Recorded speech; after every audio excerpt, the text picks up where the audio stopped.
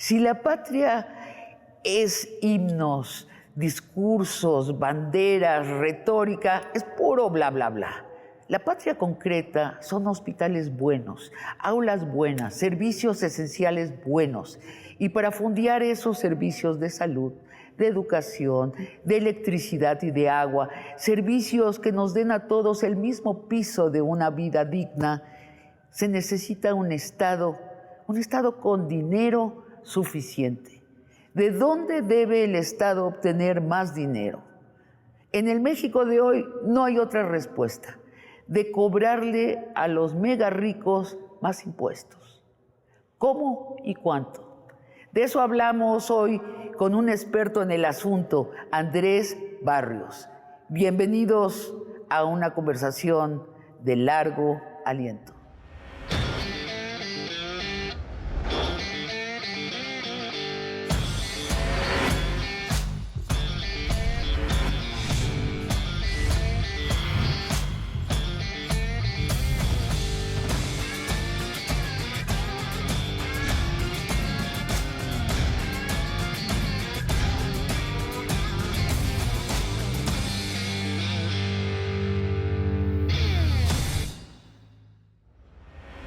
Andrés, ¿cuánto gana Carlos Slim, el hombre más rico de México, por minuto? Bueno, Carlos Slim por minuto gana alrededor de 150,000 pesos. Esto sí lo llevamos en el cambio de fortuna que tuvo del 2020 al 2021. Que entiéndase que en el 2020 fue un año en el que a todos nos fue mal, ¿no? A todos y a todas nos fue muy mal porque pues obviamente... Pero ya suéltamelo, aunque me duela. Dime. No, pues incluso, o sea, sabiendo que la economía decreció el 8.2% en ese año, pues Carlos Slim ganaba 150,000 pesos por minuto, ¿no? Por minuto, ¿por hora? Por hora, híjoles, ya se nos va la mente a cosas que no nos podemos imaginar, pero te la voy a cambiar, ¿no? O sea, son... Okay. Lanzamos una herramienta donde pusimos precisamente cuánto ganaban por segundo y cómo es que estas fortunas iban creciendo, y les ponemos a las personas así de que, oye, pues pon tu salario y compáralo con la velocidad con la cual se van ganando las fortunas. Déjame, va a aparecer ahorita en postproducción el link con este sitio que es buenísimo. Sí. Pero te pregunto, ¿cuánto gana Bayer, el segundo hombre más rico, por minuto? Sí, bueno, Bayer es el cuarto en realidad. Él gana por minuto, ganó durante el 2020 150,000 pesos también. Bayer, Larrea, que fue el segundo, Larrea, es siempre el segundo. los confundo. Sí, siempre se confunden. Con eso de que Larrea no hay ni fotos de él. Sí, están hay dos prohibidas fotos, sus ¿no? fotos, al parecer. Bueno, siempre se me borra Larrea. Ha conseguido lo que buscaba, que no lo tengamos en mente. Exacto. ¿Larrea cuánto gana por minuto? Él, durante este periodo, ganó 600,000 pesos por minuto. O sea, más que Slim. Sí, más que Slim. Durante el periodo de la pandemia, estás hablando. Durante el periodo de la pandemia, claro. Él ganaba 10,000 pesos por segundo. A ver, y nadie se le acercó, le dijo, ¿me da un minuto de su tiempo? Sería buenísimo. ¿Y Salinas Pliego? Fíjate que a Salinas Pliego le fue muy mal para ser el tercer hombre más rico de México. ¿Por qué estás sonriendo tú? No. Él solamente ganaba 500 pesos por segundo. Ah, ¿no? Nada. Sí, solamente. Pero porque le fue mal en este periodo. Pues sí, o sea, si lo comparas contra sus pares, ¿no? O sea, contra Larrea, contra Bayeres, pues ganar 500 pesos por segundo, pues era poquito, nada, ¿no? O sea, nada. sí, Es una y que grosería. inclusive a comparación del 2021 al 2022, porque esto se hace de abril a abril, que ganan él eso. perdió 45 pesos por segundo, ¿no? Y aún así sigue siendo el tercer hombre más rico. No, su fortuna no, obviamente no se redujo. Más preguntas puntuales. ¿Cuánto gana un mexicano clase media por minuto? A ver, a mí me gusta mucho conflictuar este término de la clase media. ¡Ay, no! Es que nos imaginamos a la clase media como pues aquellas personas que tienen una suficiencia económica pues, para tener su casa, para tener sus hijos. Para tener lo que decimos clase media en México, yo sé que hay una gran discusión entre los especialistas, pero digamos, yo llamo clase media a alguien que tiene coche, casa, tele. ¿Será? ¿Es una medición? Pues podría ser un concepto, o sea, si lo ponemos de esa manera, te podría decir que el 10% más rico de México, o sea, 16 millones de personas, las más ricas de México, el promedio de lo que ganan son 20,000 pesos al mes. ¿Qué? 10% del país gana 20,000 Sí, y tenemos estos mega ricos que ganan más por minuto. Sí, más por minuto que el 10% más rico de los mexicanos, ¿no? Si nos vamos así a la mitad, ¿no? O sea, si ponemos toda la distribución de los mexicanos de cuánto ganan y nos vamos a la mitad, que pues podríamos decir que es la clase media de la distribución, pues ellos ganan un salario mínimo, ¿no? O sea, la clase media mexicana gana un salario mínimo. Ese 10%. No, pues la mitad de la población. La mitad de la población gana salario mínimo. Los que están a la mitad ganan el salario mínimo. ¿Y los más bajos? Los más bajos, no, pues te ganan como 30 pesos al día. ¿Tienes la cuenta de cuánto ganan por minuto? No, pero pues creo que sí serían centavos, obviamente. Centavos. Entonces, sí. Esta es la diferencia. Estamos en un país donde hay gente que la mitad de la población más pobre gana centavos, mientras... ¿Cómo calificarías? No es el 1%, es mucho menos. No, son sí, 300 y tantas familias, ¿cierto? Sí, son familias. Los que están hasta arriba ganan sobre 200,000 pesos por minuto. Sí, claro. Y esa es una gran anormalidad, porque no podemos decir, pues, los más ricos de México, porque luego dentro de los más ricos de México, si vemos que ese 10% más rico gana 20,000 pesos al mes, pues muchos entran dentro de ahí, ¿no?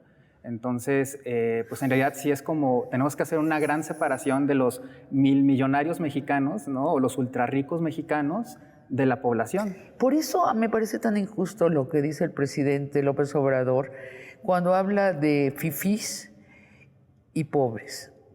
O sea, porque se refiere a la clase media.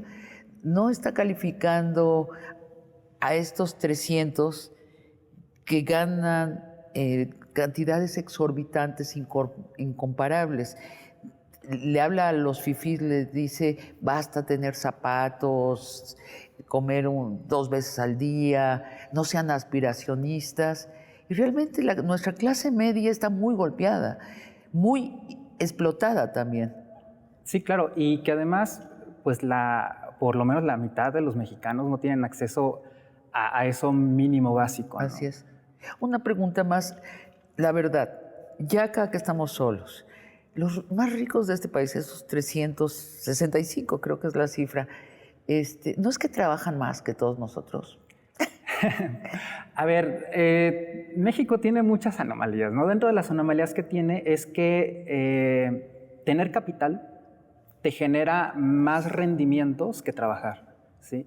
Es decir, si vemos cómo ha crecido el salario promedio, olvidémonos del salario mínimo, el salario promedio de las y los mexicanos, ¿no? ¿Con qué velocidad ha incrementado su valor?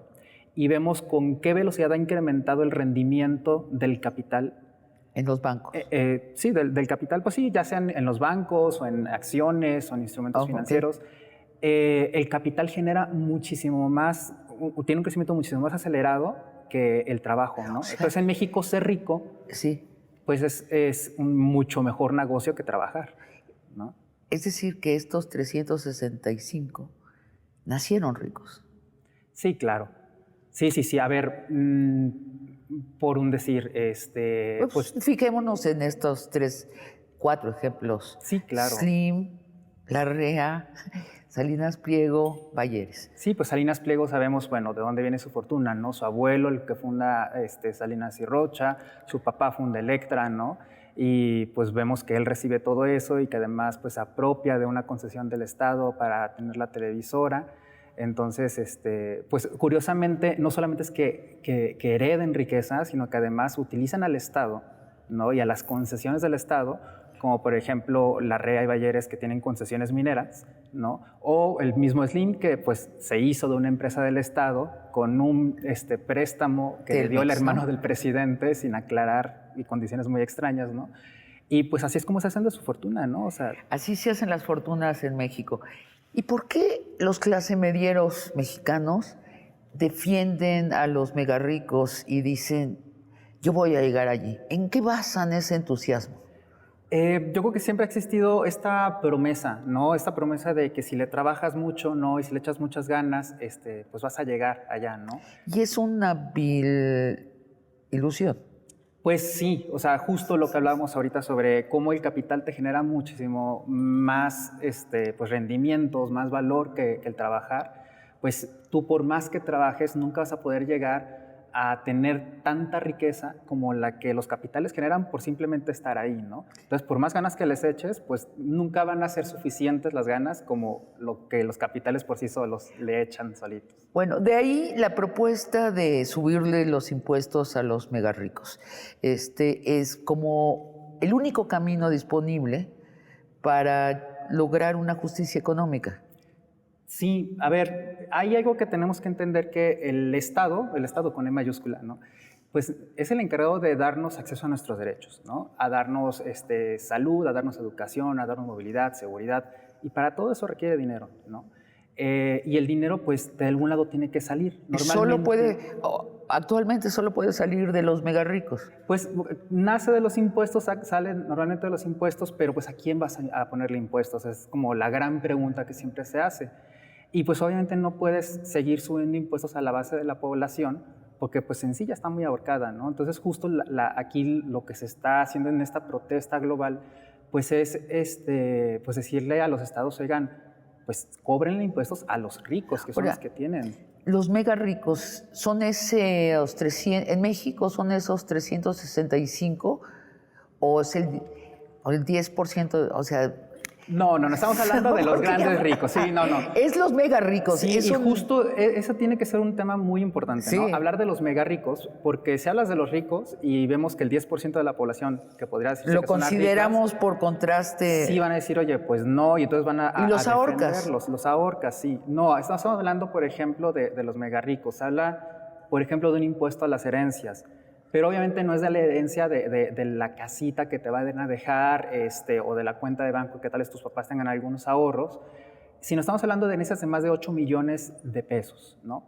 Que recibe una persona, ¿no? Entonces, digamos que hay una persona que va a heredar, que tiene una herencia por repartir de 8 millones de pesos y se la deja a una persona, pues entonces ya hablaríamos de un impuesto a la herencia, ¿no? A esa gran herencia. ¿Y qué otros impuestos? Pero, impuestos generales. Bueno, por aclarar, si se la deja a 2 personas, que son 4 y 4, ahí ellos ya no entran dentro de las grandes herencias. Sí, ¿no? Claro. También se está hablando de impuestos directamente a la riqueza y que no son impuestos que no existan, sí existen. Existen en varios países, como en Noruega, como en España, como en Suiza, ¿no? Estos países que luego nos gustan mucho y que decimos, pues, bueno, ¿qué se necesita? Y ¿no? que les gustan mucho a ellos mismos, o sea, claro, son los que están hasta arriba en el índice de felicidad. Sí, pues ahorita está Peña Nieto ya, ¿no? Precisamente. ¿En dónde España está? En España, sí. Sí. Y pues ellos tienen el impuesto a la riqueza, ¿no? Y no es que sea de que les van a quitar la riqueza, no. No. A ver, por ejemplo, en Estados Unidos existía este impuesto donde se les cobraba, por ejemplo, con una tasa muy agresiva, el 91% a todos aquellos ingresos que fueran mayores a $2 millones al año.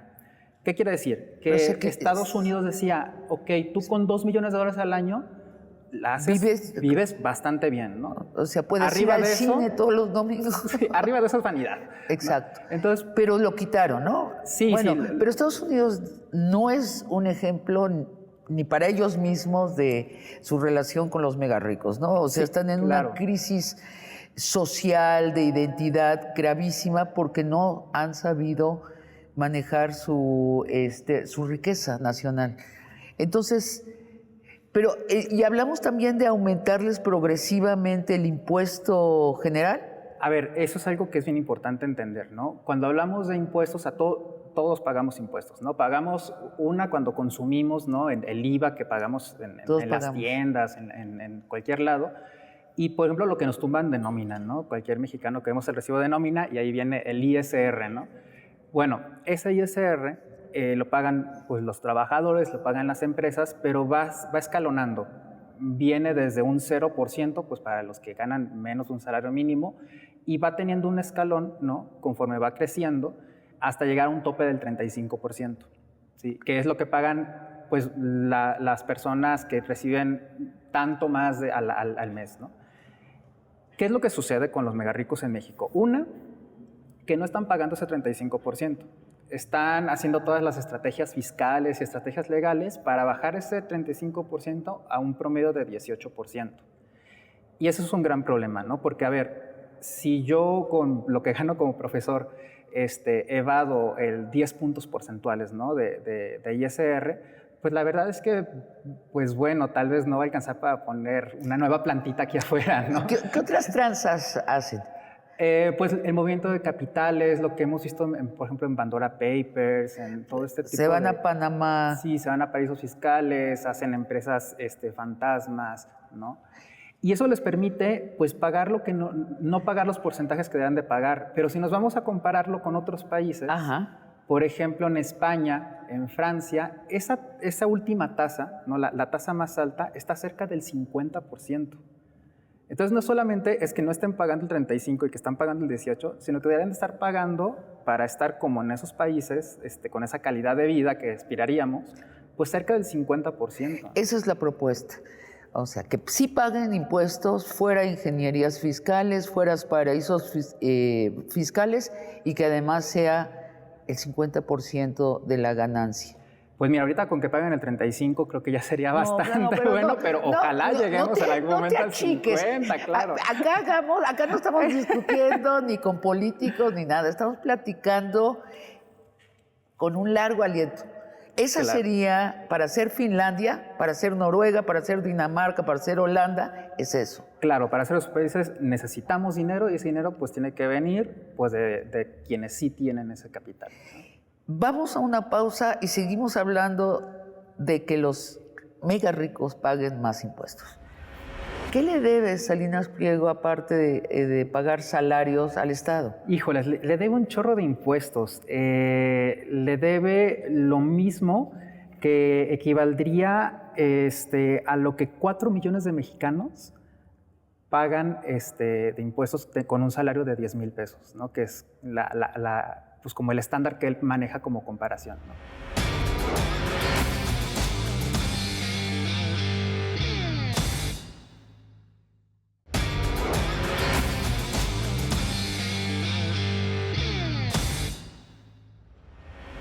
Dame un retrato hablado de la vida de un mexicano o una mexicana en un país con más impuestos a los mega ricos. ¿Qué cambiaría en su vida cotidiana?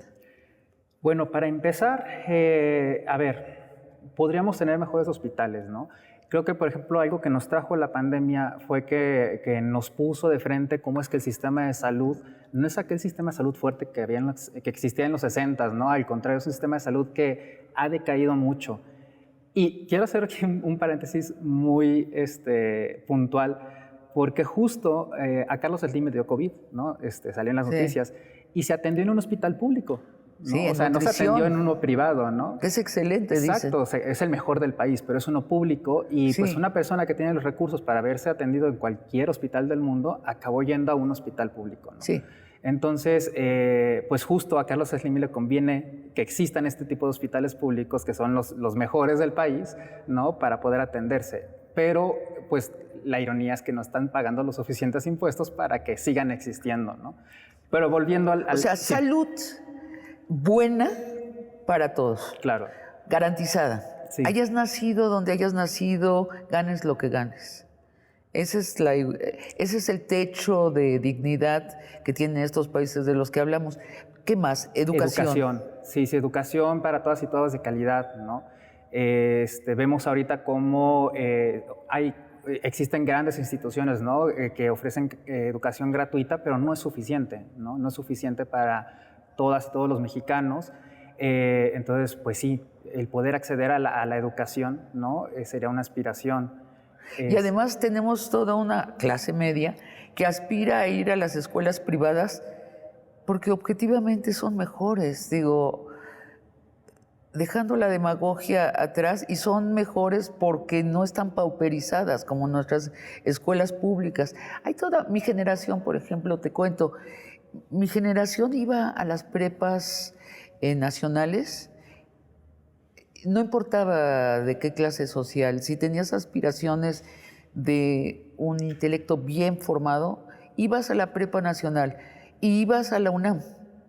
Eso cambió después, en los años neoliberales. Se pauperizaron las prepas y las universidades nacionales. Bueno, fue mi paréntesis. ¿Qué más cambiaría? Bueno, básicamente el acceso a derechos, ¿no? Estamos hablando de derechos como seguridad, como movilidad, ¿no? Que son temas que pues últimamente han estado muy ligados, o sea, la Nuestros seguridad y la policías movilidad. están muy mal pagados. Sí, sí, sí. Mal entrenados. Sí, y no tienen pues el suficiente pues equipo y recursos para poder hacer frente a lo que les da el día a día, ¿no? Y no hablando tal vez, por ejemplo, de Ciudad de México, pues que tienen mucha infraestructura y que aún así de repente puede ser insuficiente, pero hablando, por ejemplo, pues de pueblitos alejados, ¿no? Claro.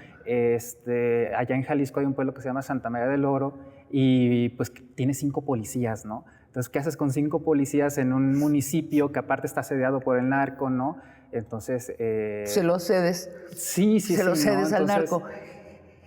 O sea, nuestros mega ricos se quejan mucho de cómo funciona el Estado mexicano. No paran de quejarse, pero es que no lo quieren fondear.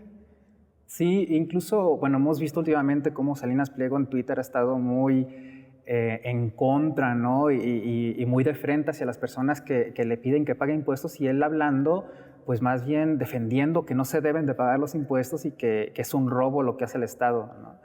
Cuando precisamente pues él vive del Estado, ¿no? Bueno, vamos a cederle la razón por un instante a Salinas Pliego. Salinas Pliego dice, pues yo pago salarios, ya cumplí con eso.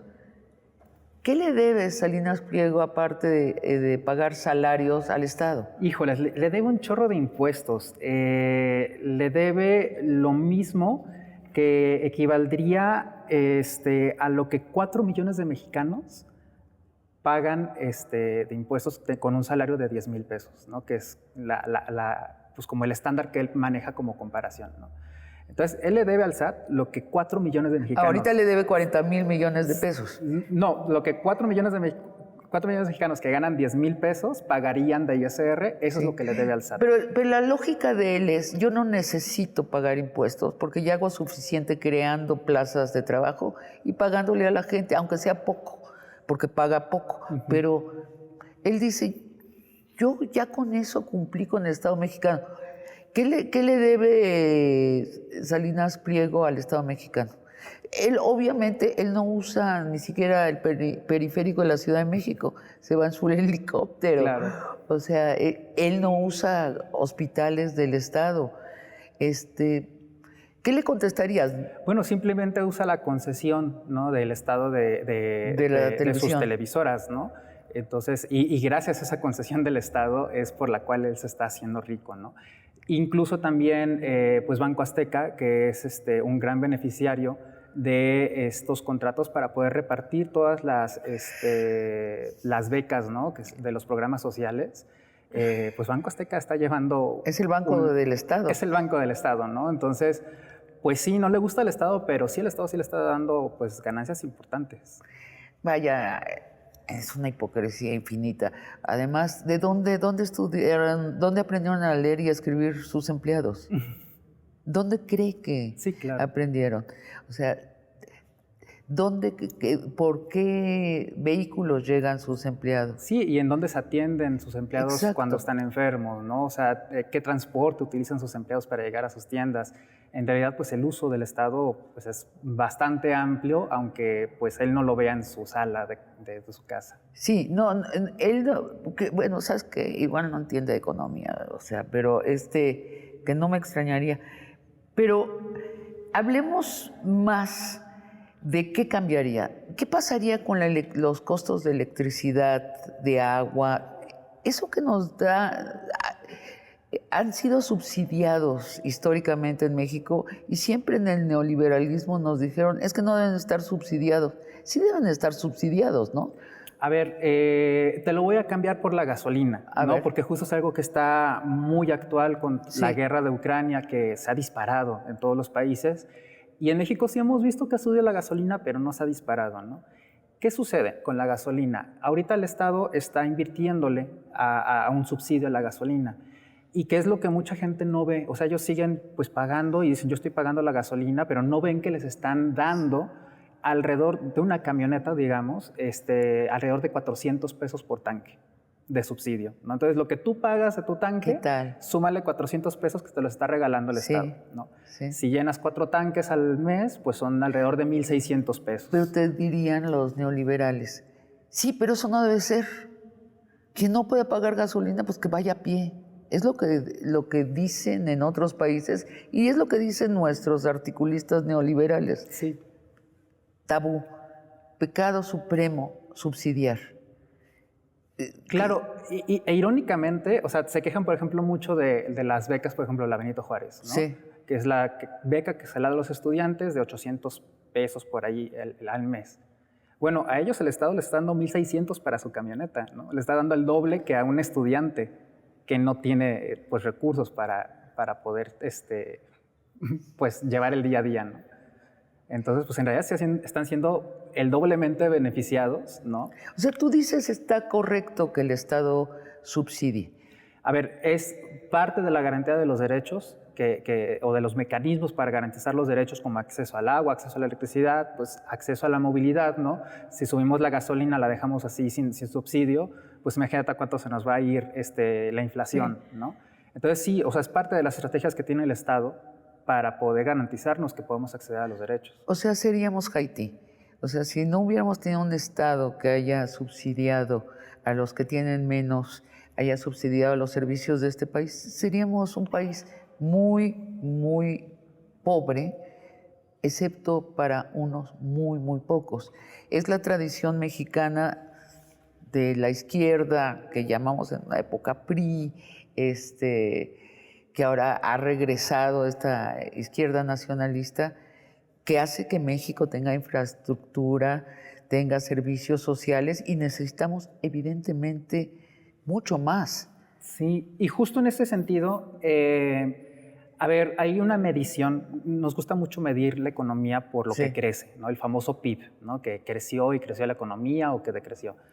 Pero también hay otra medida que se llama el coeficiente de Gini, y ese mide cómo se distribuye eso que se creció, ¿no? O sea, la riqueza cómo se distribuyó, ¿se la quedó una persona o se distribuyó entre todas, ¿no? Que son los dos extremos. La desigualdad que genera México, ¿no? A la hora de que los empresarios y se venden cosas, pues es una desigualdad muy alta, ¿no? Pero precisamente el papel del Estado, ¿no? A la hora de cobrar impuestos y a la hora de ponernos hospitales, a la hora de ponernos escuelas, es que todos y todos podemos acceder a derechos y decrecer esas desigualdades. Es decir, si tú no tienes para pagar salud, te voy a dar la salud. Si no tienes para pagar educación, te voy a dar educación. Entonces esa desigualdad pues se pone como una cancha pareja. Claro. ¿Qué sucede? México, a la hora que cobra impuestos y que hace todos sus programas, no reduce la desigualdad, se queda prácticamente igual. Y en países, por ejemplo, como Suiza, como Francia, claro, que tienen unas desigualdades similares a las de México, llega el Estado, aplica los impuestos, da derechos a la ciudadanía y entonces esa desigualdad se baja muchísimo, ¿no? ¿Por qué? Porque las personas pueden acceder a una vida digna, ¿no? Claro. Está garantizada una vida digna para todos, por el hecho de existir. Claro. Es un concepto muy poco neoliberal, ¿eh? Sí. Ahora, regresemos a los ricos. Es que siempre, ya nos conocemos esta objeción a los impuestos, que además se las compran los partidos. Yo no sé si por corruptos o por ingenuos, pero dicen, a ver, ¿me subes los impuestos? Yo deshago mi fábrica y me la llevo cargando en unos trailers a Belice y la vuelvo a armar, porque allí no me van a cobrar impuestos. Pues eso no ha sucedido en otros países, ¿no? O sea, es tan fácil como ¿verdad? Que hay evidencia en otros países de que no ha sucedido. No se van. No se van, no. A ver, ¿tú ves a Carlos Slim yéndose y dejando y quitando Telmex y Telcel? No, por favor, que no regrese Telmex. Ojalá. A ver, ahora, otra duda que tengo, que me extraña. Yo he estado oyendo a Raquel Buenrostro, la directora del SAT, decir que ya están pagando impuestos todos los mega ricos, excepto Salinas Pliego, que se ampara y se vuelve a amparar. Pero ella dice que están pagando. ¿Están pagando ese 38% que se supone deben pagar o no? A ver, sí. Me lo explicaste, perdón. Es que me lo explicaste, que hacen ingeniería fiscal, ¿cierto? Sí, pero a lo que entiendo, lo que está diciendo el SAT es que están recuperando aquello que no pagaron. Sí. Sí, pero las estrategias fiscales siguen existiendo, ¿no? Y las ingenierías fiscales siguen existiendo, ¿no? O sea, los grandes capitales se pueden seguir moviendo a paraísos financieros, pueden seguir existiendo pues estos corporativos, ¿no? Entonces, más bien de lo que se está hablando es recuperar la cartera vencida, de todo aquello que no se había cobrado y que pues estaba bien no cobrarlo. En otros países les impiden hacer esa ingeniería fiscal y les impiden llevarse su dinero a paraísos fiscales. Pues a ver, no es que, bueno, sí llega a ser un delito, ¿no? Pues vemos escándalos, por ejemplo, Shakira, ¿no? Que luego estaba siendo perseguida precisamente por estos métodos de evasión, ¿no? Entonces sí llega a ser un delito y que sí llega a ser castigado, ¿no? Pero sin embargo siguen existiendo estos métodos, ¿no?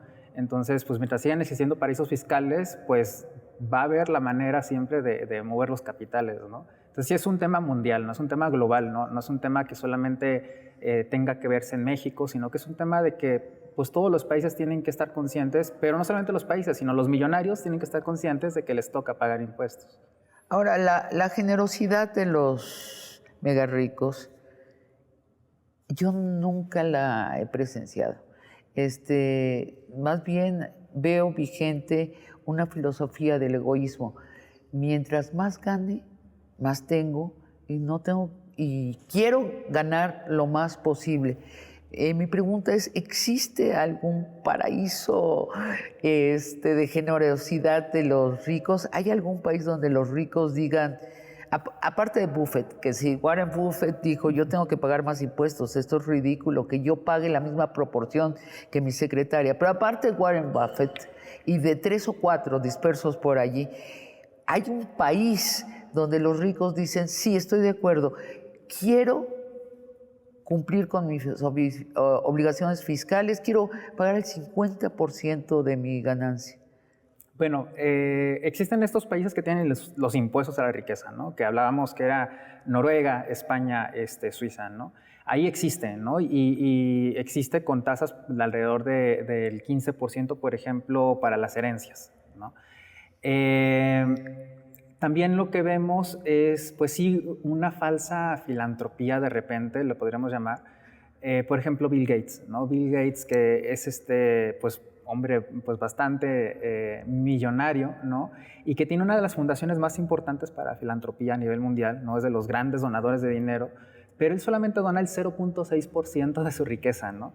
Entonces sí que digas, pues qué filántropo es solamente donando el 0.6%, pues es tan poco, ¿no? O sea, no le está incomodando ni le está decreciendo su riqueza. Sí, Amancio Ortega de Sara, que generosamente dice, les regalo este hospital para cancerosos.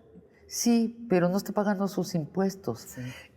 E inclusive llevándolo aquí al caso mexicano, ¿no? Cuando Carlos Slim se atiende en el hospital del Instituto de Especialidades para el COVID, pues él en agradecimiento dona unos respiradores, ¿no? al hospital.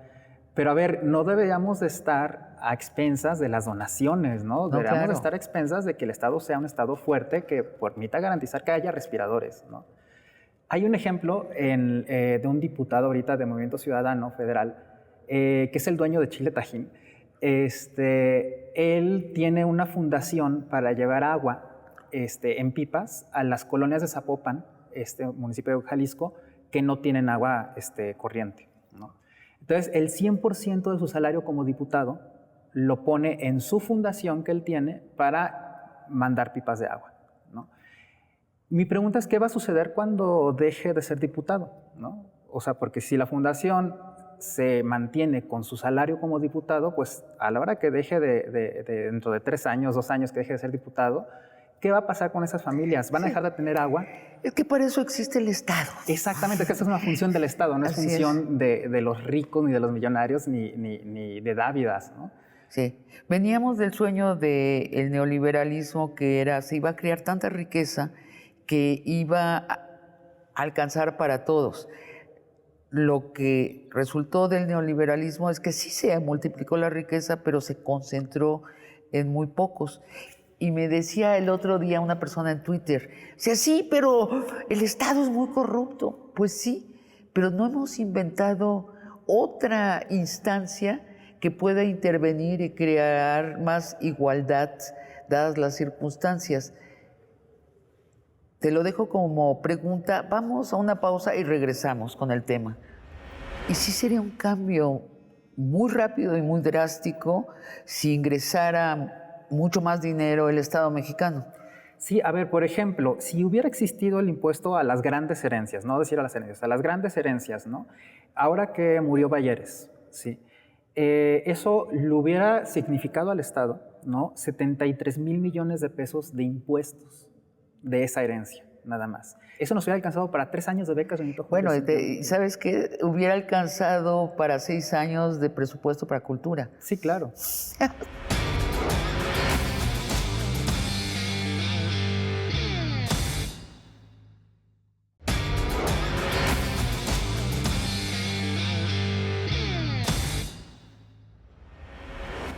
Si el Estado no es quien interviene para crear una mayor igualdad en la población, ¿quién podría intervenir?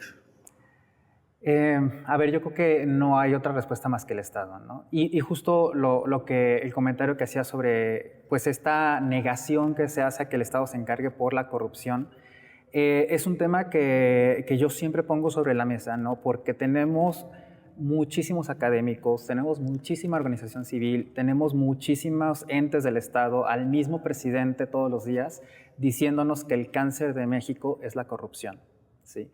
Y todo mundo está estudiando y se sacan papers y foros y tenemos un sistema nacional anticorrupción y todos nuestros esfuerzos como sociedad y como Estado y como academia están centrados en acabar con la corrupción.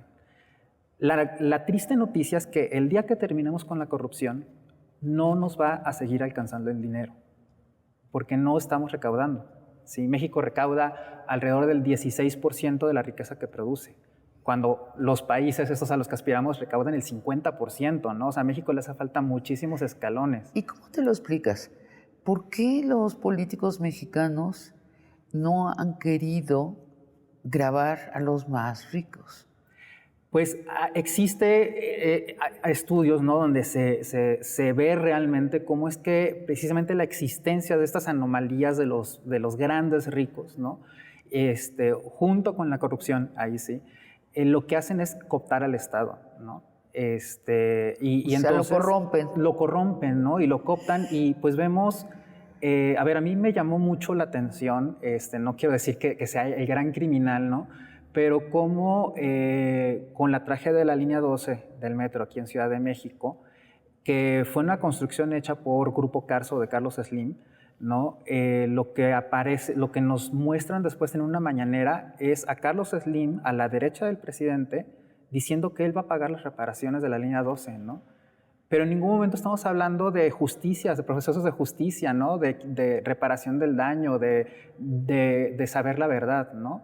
Simplemente llegan pues con esa tranquilidad de decir, pues aquí lo que pasó sucedió y ya, pero pues vamos a repararla, ¿no?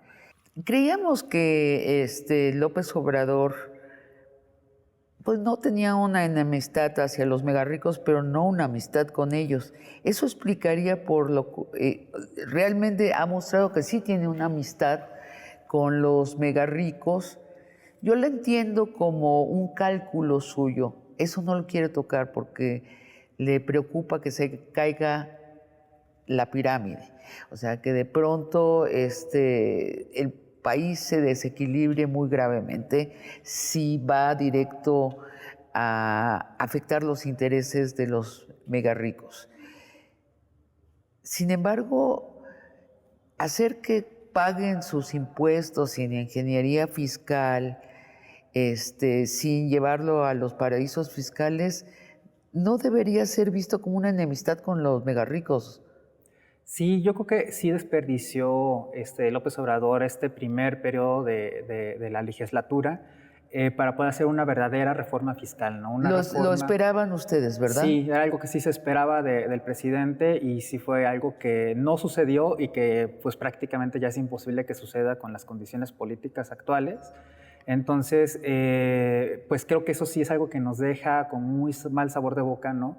que sí nos deja de ver esta presidencia y que sabemos que no vamos a ver un mejoramiento en los servicios públicos fuera de la corrupción, fuera de la pandemia, pues simplemente porque no se ha hecho nada para poder fortalecer los recursos del Estado. Y sí sería un cambio muy rápido y muy drástico si ingresara mucho más dinero el Estado mexicano. Sí, a ver, por ejemplo, si hubiera existido el impuesto a las grandes herencias, no decir a las herencias, a las grandes herencias, ¿no? Ahora que murió Bayeres, ¿sí? Eso le hubiera significado al Estado, ¿no? 73,000 millones de pesos de impuestos de esa herencia, nada más. Eso significa 3 veces el presupuesto anual de las becas Benito Juárez. Entonces, imagínate solamente por la herencia de esta persona, que pues era la tercera persona más rica de México, la cuarta, perdón, eso nos hubiera alcanzado para 3 años de becas Benito Juárez. Bueno, ¿sabes qué? Hubiera alcanzado para 6 años de presupuesto para cultura. Sí, claro. Para todo el país. Ajá, claro. Tendría un efecto muy rápido. Sí. ¿Tú crees que la izquierda, si vuelve a ganar el poder, lo tiene que implementar? ¿O tendrán miedo de nuevo? Yo creo que ya no hay tiempo para tener miedos, ¿no? Justo creo que hay muchas bombas de tiempo que están esperando en México a tronar, ¿no? Por ejemplo, una es el retiro, ¿no? Pues ahorita todavía se están terminando de jubilar quienes estaban bajo el esquema anterior, pero van a empezar a jubilarse las personas que estamos bajo el esquema de Afores, ¿no? De este ahorro para el retiro, que pues yo a mis 40 años tengo poco de 120,000 pesos para lo que me alcance, ¿no? A los 65 años, pues con 120,000 pesos a ver para qué me alcanza, ¿no? Entonces, pues definitivamente vamos a tener... ¿Y no hay dinero para eso? No hay dinero para eso, y aparte la población, o sea, ya esta parte de que hay más jóvenes que personas adultas, ya no existe, ya se acabó, ¿no? Entonces, van a ser mucho menos los jóvenes trabajando, van a ser muchos adultos que no van a tener cómo resolver su vida. Y pues, ¿qué vamos a hacer? ¿Qué vamos a hacer como sociedad? ¿Y qué va a hacer el Estado, no? Abandonarnos, que nos muramos de hambre, ¿no? O pues vamos a estar bajo precarización de trabajos, ¿no? Pues habrá que imaginarnos qué va a suceder en 10, 20, 30 años con México y evitar que esto truene, porque si no lo vemos desde ahorita, ¿no? Si no hacemos una reforma ahorita que nos permita tener recursos, pues ahora sí que no quiero saber cómo vamos a estar. Tú estás en academia. Tengo entendido que sí hay un clima propicio para esto. ¿Esto se está trasladando a la clase política? A ver, sí empezaba a haber foros, por ejemplo, en el Congreso, ¿no? Para una reforma fiscal. Sí empezaba a darse estas pláticas, ¿no? Por ahí propuestas de un ingreso básico universal, ¿no? Un ingreso que le alcanzara, que por ser mexicano tuvieras un ingreso que te alcanzara pues para comer y para tener un techo, ¿no? Mínimo, ¿no? No una casa como esta, obviamente, pero... Está bonita, ¿no? Sí está bonita. Por lo menos amplia, sí está, sí. Pero, pues a ver, para todo eso se necesita dinero, ¿no? Y entonces sí se están empezando a dar estas pláticas, pero no hay la contundencia, ¿no? Y el clima político luego también no ayuda, ¿no? Estos amenazas de que te vas a convertir en Venezuela, que el dólar se viera a 40, o sea, todos estos miedos que nos infunden sin fundamento, ¿no? A ver, pero vamos a enfrentarlos, o sea, porque si esto de Venezuela es el coco no solo para los mega ricos, es que esto es lo paradójico, para esa mitad de mexicanos que vivimos con suficiente, pero que quisiéramos más. La mitad favorecida, pues, de los mexicanos. ¿Qué hizo Venezuela que destrozó su economía? ¿Qué tendría que hacer México para convertirse en Venezuela? A ver, te voy a cambiar un poquito la respuesta porque creo que diste un punto muy interesante, ¿no? Esta mitad de los mexicanos que tal vez sí tiene acceso a poder tener salud, vivienda, sí, ¿no? Que paga, pues si no tiene seguro social, pues puede pagar un seguro o de alguna manera tiene acceso a salud, ¿no? Imaginémonos por un momento para esa mitad favorecida de los mexicanos que no tengan que gastar en salud, que no tengan que gastar en educación. Sí, claro. ¿Cuánto mejoraría su calidad de vida. Muchísimo. Y Bueno, si eso se lo llevas también a la mitad menos desfavorecida, también. o sea, creo que Todavía los beneficias más proporcionalmente. sí, claro, creo que ese miedo de perder no está bien justificado si lo vemos los beneficios a lo que en realidad pueden ganar, ¿no? De acuerdo. Ahora, cuando Venezuela, yo fui hace poco, ¿no? Venezuela sí está muy golpeada. O sea, sí se siente pobreza, pobreza, pobreza, pobreza. ¿Qué hicieron mal? Espantaron, sí se fueron toda una clase media y los megarricos se fueron. Eso es lo que pasó, porque eso es lo que nos venden los periódicos. Venezuela está así porque la izquierda espantó a los megarricos y a ese 10% que tú mencionas. ¿Es cierto o esto es un mito? A ver, yo no soy experto en Venezuela, la verdad es que no te sabré decir bien a bien qué fue lo que sucedió exactamente en Venezuela, pero lo que sí vemos es, por ejemplo, ahorita un coqueteo, o sea, ese Venezuela tan castigado y tan endemoniado y que pues era hacia donde no deberíamos de ir y que lo teníamos que castigar, ¿no? Ahora como con todo el panorama internacional, con la guerra de Ucrania, cómo Estados Unidos está volteando a ver a Venezuela, ¿no? Ah, sí, claro, pues Entonces, su petróleo. a ver, no era tan el malo de la película, ¿no? Algo pues debe estar ahí que pues ahora va sobre los intereses, ¿no? Algo Hay es el que muchos se llama intereses. petróleo, Exacto, o sea, es muy ¿no? sencillo. Sí, sí, Ajá. sí. Entonces, creo que estos discursos tan polarizados, ¿no? Donde vemos que es el malo de la película, pues a ver, no es que sea el malo de la película, ¿no? Hay cosas que tenemos que voltear a ver para evitar que sucedan y hay Sí. cosas que tenemos que voltear a ver porque los podemos tomar como buenos ejemplos, Claro, ¿no? claro. Bolivia está estableciendo, por ejemplo, el impuesto a las riquezas, ¿no? Como una emergencia hacia lo que se está necesitando para la pandemia, para combatir la pandemia. Y ya está pensando en dejarlo algo fijo, no como un impuesto emergente, ¿no? Y es algo que tal vez podríamos voltear a ver, cosas que se están haciendo bien, por ejemplo, en Bolivia, ¿no? Bueno, y voltear a ver a Canadá, que tiene un servicio de educación y de sanidad. Oye, y es una maravilla ser artista en Canadá, ¿eh? Si escribes no sé cuántas novelas, no son muchas, te beca el Estado. Si haces un número de obras de teatro buenas, y no tiene que ser la más exitosa ni de tu pueblito ni de tu colonia, sino que demuestras que sí tienes la vocación de artista, el Estado te beca de por vida. Bueno, ya Sí. anunció a Canadá. Y que dicho sea de paso, pues es precisamente cuando yo hablo de que el Estado es el principal promotor de acceder a los derechos, Sí. la cultura es un derecho. Claro. ¿No? Entonces, precisamente, ahí es donde vemos, tal vez no el derecho típico de la salud, de la educación, de la movilidad, la cultura como un derecho, ¿no? Y que la garantiza el Estado canadiense.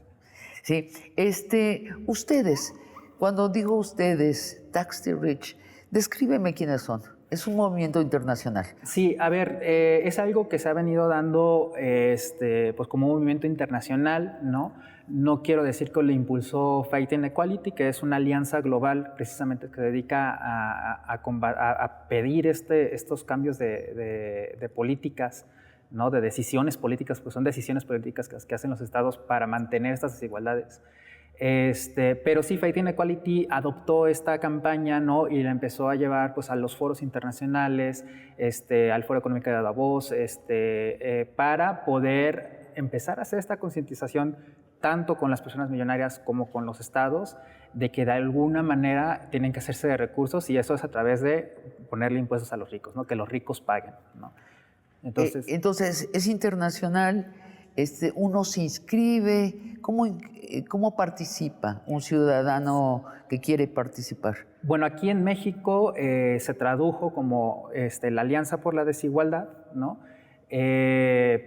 Pueden buscar en redes sociales Alianza por la Desigualdad o su sitio web y ahí viene una serie de activaciones que hacen, incluso ahorita están, por ejemplo, acaban de abrir la convocatoria para una escuela de empoderamiento político para jóvenes, ¿no? Entonces es una escuela muy interesante donde a través de diversos cursos, de diversos talleres, preparan a los jóvenes para que se puedan empoderar políticamente y pues luchar por sus causas, ¿no? Por el territorio, por la vivienda. Entonces, no solamente es el ir a protestar, sino también pues darte herramientas que te permitan de alguna manera llevar pues ese enojo, ¿no? hacia una protesta pues que tenga elementos, ¿no? Y que sí pueda llegar a hacer una incidencia. Es muy importante racionalizar el enojo, ¿no? Porque hay mucha gente muy enojada en el mundo, lo vemos, hay protestas en las calles de las ciudades del mundo a diario, pero hay una sensación de no claridad. ¿Cuál es, qué es lo que hay que cambiar concretamente? Tanto así que la ultraderecha está capturando esta rabia, y después ve uno el absurdo que vimos en Estados Unidos, ¿no?